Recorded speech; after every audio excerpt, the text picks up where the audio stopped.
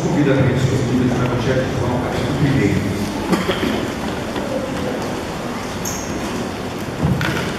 É o texto que nós iremos basear a meditação desta noite.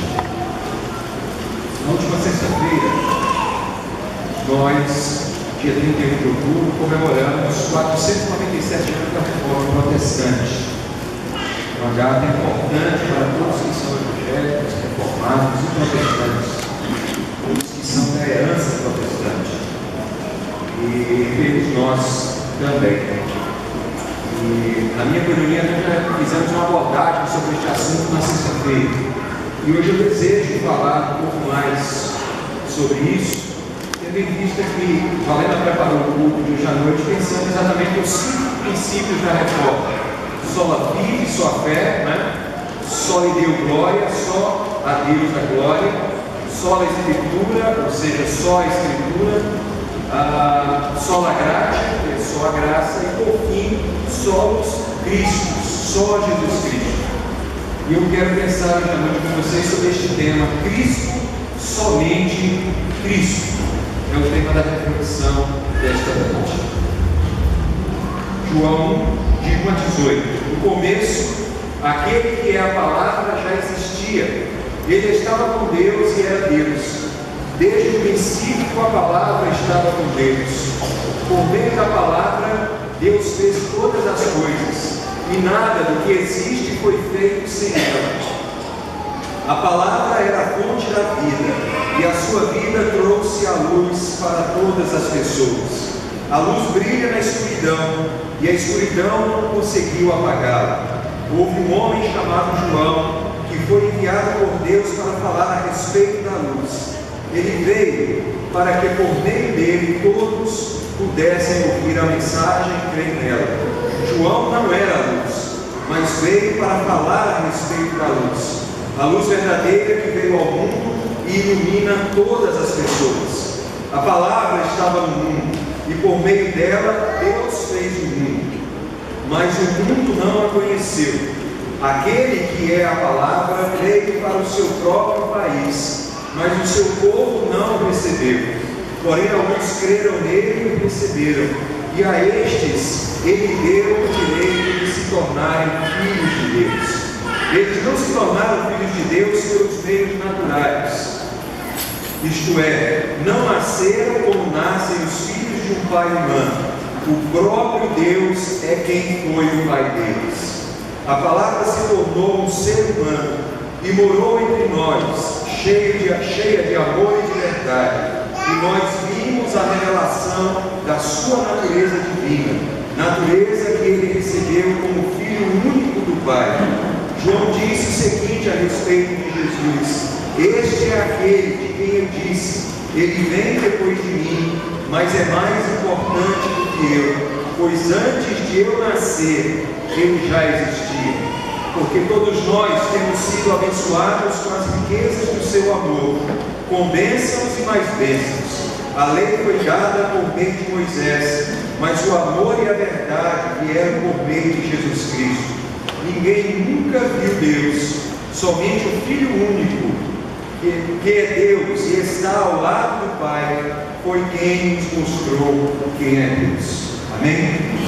Vamos orar mais uma vez. Estamos diante da Tua Palavra, Senhor, e nós pedimos a orientação do Teu Espírito, para dela tirarmos lições para a nossa vida, e com toda a verdade o Teu Espírito possa agir em nosso meio, mostrando a verdade da Tua Palavra, e nos convencendo também do pecado, da justiça e do juízo.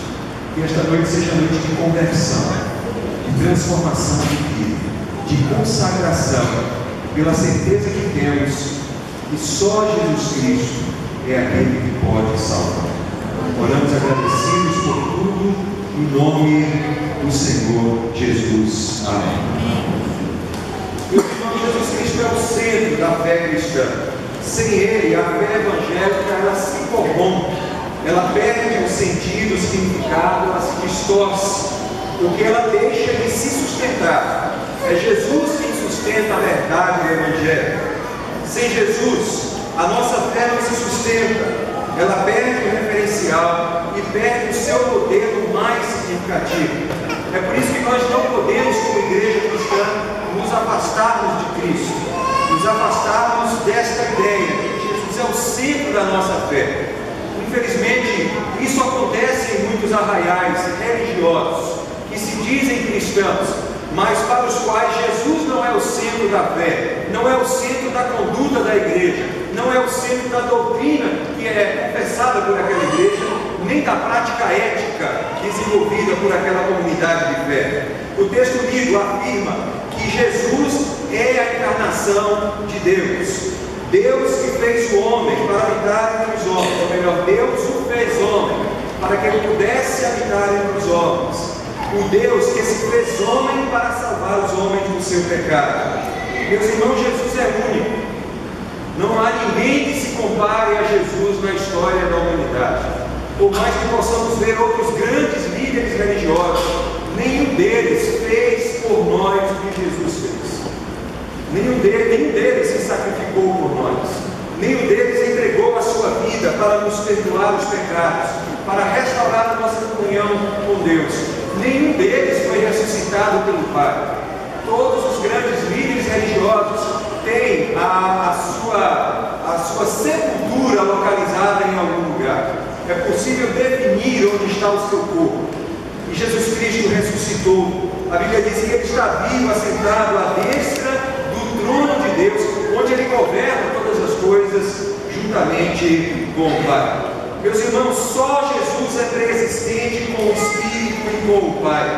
Só Ele nasceu de forma excepcional, de uma mulher ainda virgem que recebeu a semente do Espírito Santo. Só Ele entregou-se a si mesmo e morreu para nos trazer a salvação. Só Jesus ressuscitou para ser Senhor de tudo e de todos. Por isso, Jesus é tão importante para a igreja cristã. Ele é o fundamento da igreja, como diz o belo hino que nós cantamos.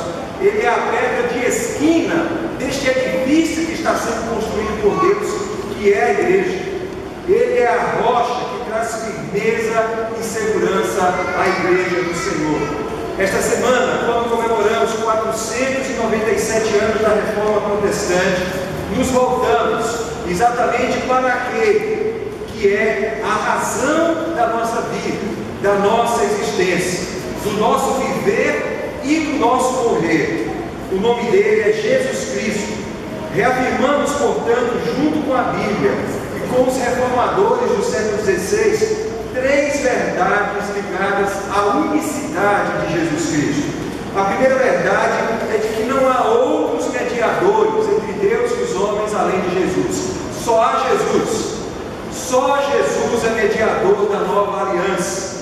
1 Timóteo 2,5 diz: pois existe um só Deus e uma só pessoa que une Deus com os seres humanos, o ser humano Jesus Cristo. Só Jesus é mediador da nova aliança. Mediador, meus irmãos, é aquele que está no meio e faz a ligação entre duas partes.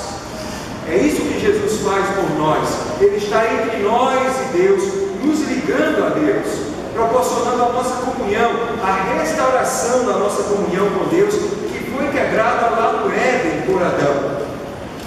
É interessante que este é o entendimento também da filosofia grega sobre a palavra logos. Nós lemos aí a tradução na nova linguagem de hoje, nós vimos lá a palavra. Uma tradução mais antiga vai dizer o verbo.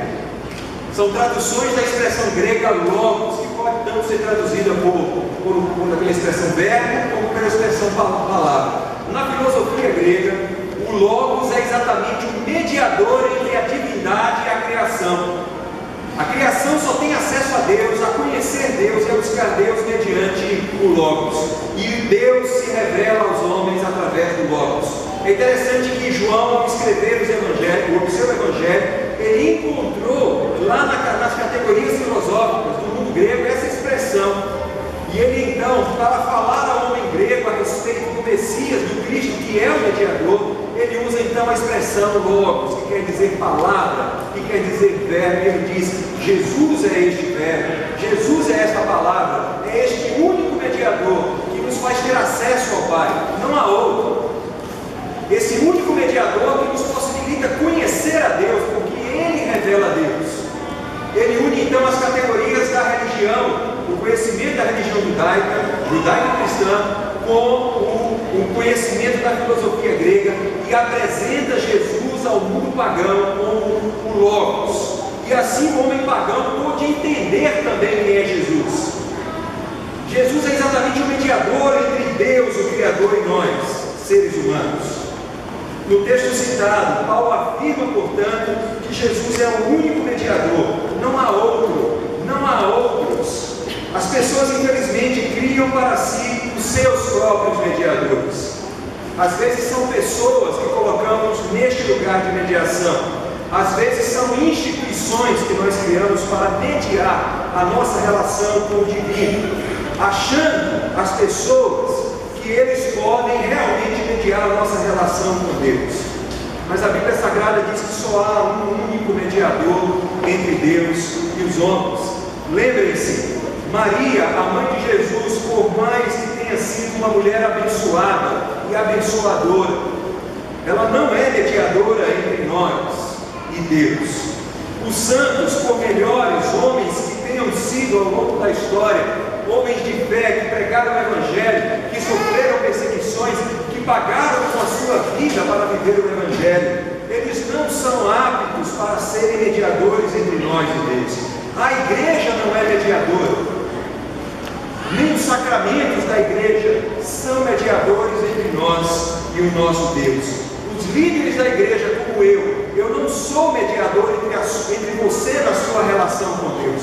Você precisa entender que só há um mediador entre você e Deus, e este mediador é o Senhor Jesus Cristo. Só Ele pode mediar essa relação, só Ele pode reaproximar você de Deus. Só Ele, quando na cruz entregou a sua vida por você, Ele pôde restaurar a sua comunhão com Deus.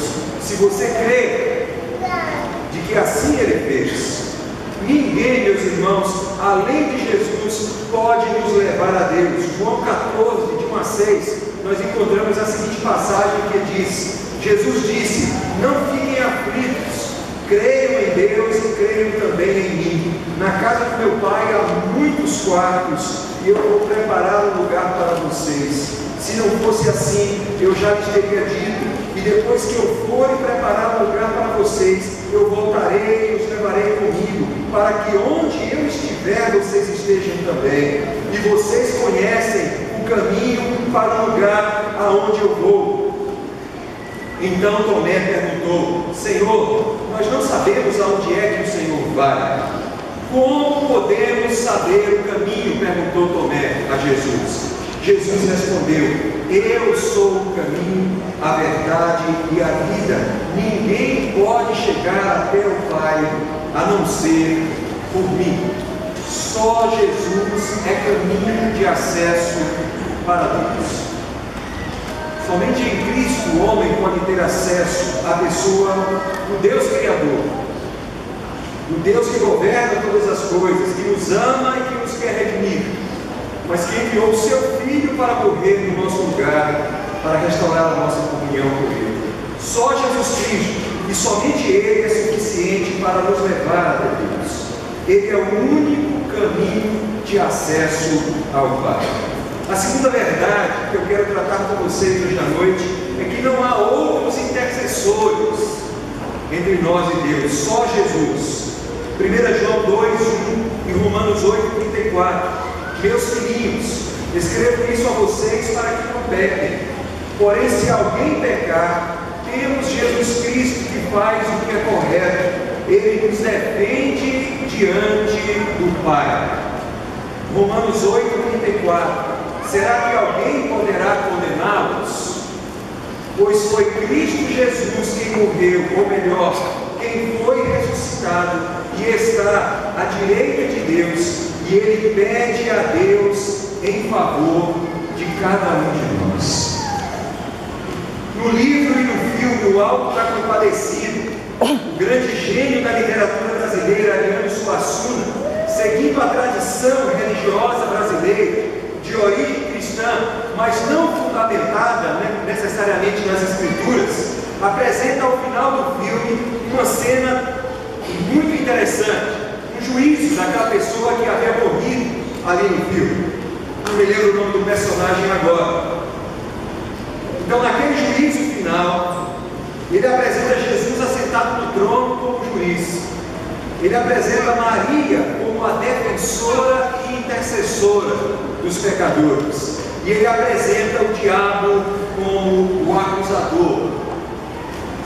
Interessante que essa obra é fantástica literariamente, mas extremamente equivocada teologicamente.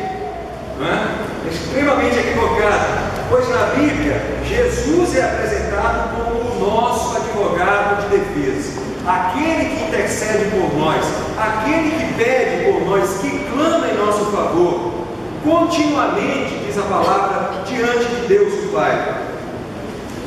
Ele faz isso juntamente com o Espírito também, que clama e intercede por nós com gemidos inexprimíveis, como diz a palavra do Senhor. Infelizmente, muitos continuam seguindo crendices populares, distorções doutrinárias e heresias, evocando para si outros intercessores. Volto a dizer, Maria talvez seja a principal delas, uma pessoa admirável, que nós amamos por ser uma mulher exemplar, mas em nenhum lugar das Escrituras nós vamos ouvir menção alguma para o fato de que Maria foi apresentada como intercessora. Ela não é intercessora das Escrituras. Jesus é o intercessor. A não ser quando nós vemos Maria dizendo aos discípulos de Jesus para que Jesus pudesse fazer tudo, melhor, para que os discípulos pudessem fazer tudo conforme Jesus lhes autorizasse, lhes mandasse que fizesse. Não é? E ali Jesus está orientando para que eles se submetam à autoridade de Jesus. Os santos são apresentados por muitos como intercessores, guardiães e protetores de cidades, de estados e de países.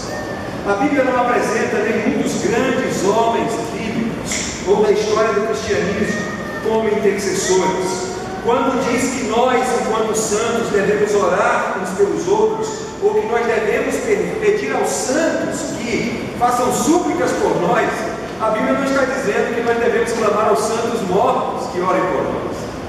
A Bíblia está dizendo que nós, enquanto igreja do Senhor, nós precisamos orar uns pelos outros, interceder e clamar diante de Deus uns pelos outros. Por isso, meus irmãos, nos textos citados, Jesus é apresentado como nosso defensor perante o Pai. Ele é apresentado como nosso intercessor. É Ele quem clama, é Ele quem pede em nosso favor.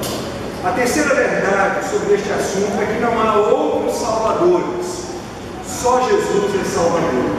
Atos 4,12 diz: a salvação só pode ser conseguida por meio dele, pois não há no mundo inteiro nenhum outro que Deus tenha dado aos seres humanos, por meio do qual possamos ser salvos. A Bíblia diz que todos pecaram e destituídos estão da glória de Deus, estão separados do Criador. Diz ainda que o salário do pecado é a morte espiritual. O ser humano, por causa do pecado, está fadado a esta morte, que é marcada pela destruição eterna, pela perdição eterna. As Escrituras assim apresentam. Foi por este motivo que Deus Pai enviou Jesus para morrer por nós, derramando o seu sangue, entregando o seu corpo na cruz, para que os nossos pecados fossem perdoados. O justo morrendo pelos injustos. O sangue do Cordeiro Pascal vertido de uma vez por todas no Calvário, perdoando para sempre os pecados de toda a humanidade, de todos aqueles que creem e que confessam Jesus Cristo como seu Salvador. Foi assim que o Pai então enviou Jesus. Ele foi enviado para salvar todos os homens do poder do pecado, para libertar todos os homens do poder do diabo e para reconciliar todos os homens com Deus. Eu já preguei aqui na ocasião anterior dizendo que a salvação de Cristo, o ato vicário de Jesus na cruz, ele é suficiente para salvar o mundo inteiro, mas ele só é eficiente para salvar os que creem. Então você precisa responder à ação de Jesus na cruz por você. Ele morreu por você, por todos, mas só serão salvos os que creem. Eu preciso responder com um ato de fé, crendo que Ele é o meu Salvador. É isso que as Escrituras nos apresentam. Isso é salvação. Passar da morte para a vida, ter os pecados perdoados, ter a condenação eterna revogada, ter a vida transformada, ser liberto do jugo do pecado, pelo poder que se manifestou o Salvador na cruz do Calvário. Foi então por isso que Jesus veio e morreu, para salvar pecadores como eu e como você. E necessitamos igualmente da graça de Deus para sermos salvos. Ele já pagou pelo nosso pecado. Ele já morreu há 2000 anos atrás, para que nós fôssemos perdoados. Mas Deus espera de cada um de nós uma resposta de fé. A crença, a fé de que realmente Jesus é o enviado, o Messias, o Cristo, né? Essa palavra quer dizer tudo isso, que foi enviado para morrer no nosso lugar. Ninguém mais, meus irmãos e meus amigos, além de Jesus, tem esse poder. Só Jesus pode salvar, pode nos arrancar das garras do inimigo, pode nos libertar do poder do pecado e da morte. A Bíblia diz: crê no Senhor Jesus Cristo e serás salvo, tu e a tua casa. A Reforma Protestante, concluindo a mensagem desta noite, ela se estabeleceu então diante de 5 princípios: só a Deus a glória, só as Escrituras, só a graça, só a fé e só Cristo. Hoje à noite, neste culto comemorativo do Dia da Reforma, nós destacamos que só em Jesus Cristo o homem pode encontrar salvação. Só em Jesus. E mais, que a salvação que Ele apresentou, consumou na cruz, é suficiente para nos salvar. Não é preciso que você faça mais nada para ser salvo, além de crer. Foi assim, se lembre do ladrão na cruz. Ele creu que Jesus era o Messias, o Filho de Deus, morreu logo em seguida, e Jesus disse para ele: hoje neles tu estarás comigo no paraíso.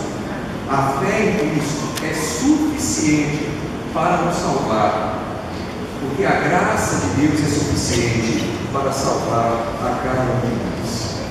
Jesus é suficiente, é eficaz, é capaz, é poderoso para nos reconciliar com Deus, para mediar a nossa união com o Pai, para interceder por cada um de nós e para nos defender diante do inimigo. Só Ele é capaz de nos salvar.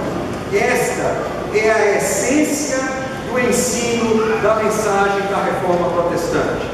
Só em Cristo há salvação. Fora de Cristo, os homens estão perdidos. Mas a igreja está anunciando que a porta da salvação está aberta. A porta para a salvação está aberta. E para ser salvo é preciso tão somente que você creia. A minha oração hoje à noite é que você possa abandonar as crendices, os falsos ensinos, os erros teológicos ou as suas idiosincrasias, ou seja, os seus pensamentos pessoais, e que você possa vir para Cristo, se entregando totalmente a Ele, para que Ele possa salvá-lo completamente do pecado. Que Deus possa abençoar a cada um de nós nessa oportunidade. Amém? Vamos curvar as nossas frontes. Eu gostaria de fazer um convite a você que está conosco hoje à noite e que ouviu esta mensagem bíblica, onde nós anunciamos que só em Jesus há salvação. E você está ansioso buscando essa salvação. Você não sabe ainda encontrar, ou você sabe, está com dúvida, mas você ouviu a mensagem que diz que só em Jesus há salvação. Eu quero desafiar você para que você, com fé, possa entregar a sua vida a Jesus, possa se entregar completamente a Deus. dizer a Jesus: Senhor, eis-me aqui. Eu estou aqui me apresentando diante do Senhor com fé, crendo no Senhor. Eu quero te servir, eu quero viver em comunhão contigo, eu quero ter a minha comunhão com o Pai restaurada, restabelecida, e eu quero caminhar a minha vida daqui para frente, seguindo nessa estrada, nesse caminho que me leva até Deus. E nós vimos na Bíblia hoje à noite que Jesus é este caminho. E você diz no seu coração: eu quero receber Jesus como Senhor e Salvador da minha vida. Se você faz essa oração hoje à noite, onde você estiver, erga a sua mão para orarmos pela sua vida. Alguém entre nós que toma essa decisão, qualquer pessoa, qualquer jovem, qualquer adolescente, qualquer adulto, qualquer irmão da terceira idade, de qualquer faixa etária. Se você ouviu esta mensagem hoje à noite, você não tinha certeza de salvação, e você crê piamente em tudo isso que foi aqui pregado, e você confessa Jesus Cristo como seu Senhor e Salvador, onde você estiver, erga a sua mão para que nós possamos orar por você.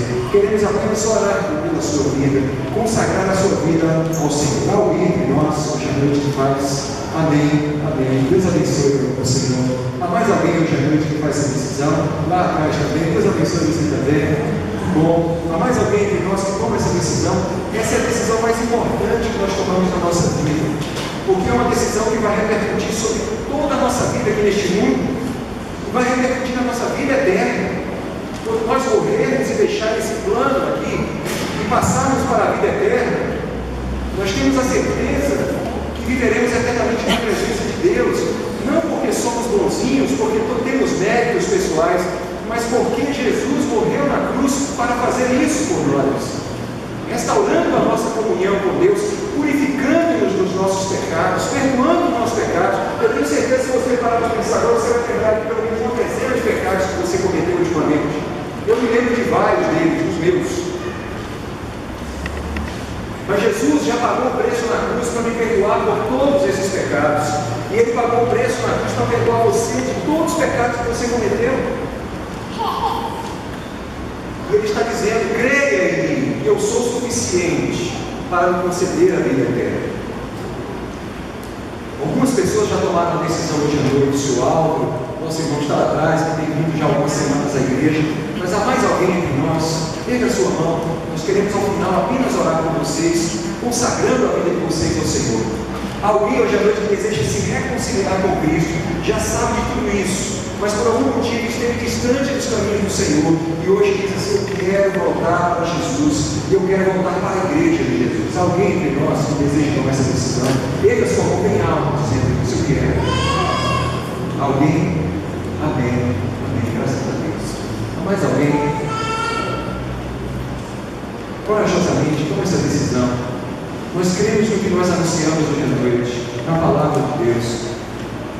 Cremos que só em Jesus nós temos salvação, que os nossos pecados são perdoados por Ele, nós podemos ter uma nova vida em Cristo Jesus. Isso não é balela, isso é verdade. Que Jesus vai nos transformando pelo poder do seu Espírito a cada dia. Nós vamos crescendo. Coisas da nossa vida vão sendo retiradas pelo poder dele. Nós vamos ter uma consciência transformada da vida, das coisas, e nossa vida vai se ajustando aos propósitos de Deus. É assim que funciona a vida com Cristo. E você tem a oportunidade hoje à noite de receber, de experimentar isso que nós estamos dizendo a você que nós temos experimentado. Há mais alguém que deseja tomar essa decisão? Amém. Deus abençoe também a sua vida. Nós também já temos frequentado a igreja, mas é muito importante essa confissão pública, dizer: eu quero. Isso é muito importante. Há mais alguém? Nós não vamos nos delongar, vamos orar como prometemos pelos irmãos que tomaram a decisão, para que eles consigam considerar. Se você deseja, tome decisão no seu coração de: eu quero, levante a mão para orarmos por você. Vamos orar, irmãos. Nosso Deus e nosso Pai, obrigado porque a tua palavra não volta vazia, Senhor, mas ela cumpre o destino, o propósito que o Senhor deseja nas nossas vidas. Nós agradecemos a vida de cada pessoa que nesta noite respondeu a esta mensagem, baseada na tua palavra, com fé no coração. Dispostos, Senhor Deus, a receberem Jesus em suas vidas, a caminharem com Jesus, a abandonarem pecados e a se voltarem para o Senhor, cumprindo a tua vontade. seu Álvaro, a vida do nosso irmão que está um pouco lá mais atrás, a vida da Larissa que se reconcilia hoje à noite. Muito obrigado por essas vidas. Que teu Espírito Santo esteja no coração de cada um deles, fortalecendo a vida deles, e que eles possam ser manifestar os frutos da tua presença, frutificando a cada dia para a honra e para a glória do nome do Senhor. Pai, que se porventura houver alguém no nosso meio que está desejoso, mas por algum motivo está inseguro, que ainda nessa noite o Senhor possa falar no coração de cada uma dessas pessoas. Que eles possam ter a coragem de entregar suas vidas a Jesus. É essa oração que nós fazemos em nome do Senhor Jesus. Amém. Deus abençoe a todos. Nós vamos passar agora a mais um momento deste culto, que é o momento da ceia do Senhor.